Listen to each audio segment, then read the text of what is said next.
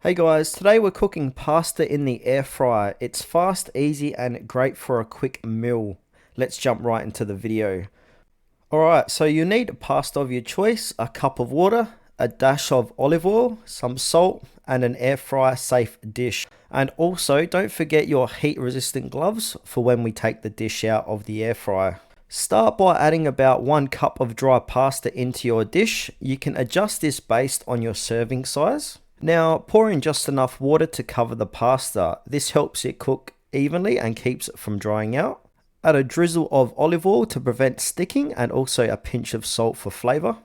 So you want to make sure to stir through the oil, olive oil and salt. Now you want to place the dish into your air fryer basket and then set the temperature to 170 degrees Celsius or 350 degrees Fahrenheit and cook for about 15 to 18 minutes. And then you need to stir halfway through for even cooking. So we're at the halfway point now, so carefully stir the pasta. This ensures it cooks evenly and doesn't stick together. Alright, so when your cooking time is up, put on your heat resistant gloves and carefully remove the hot dish from the air fryer. And then do a simple check to see if the pasta is tender.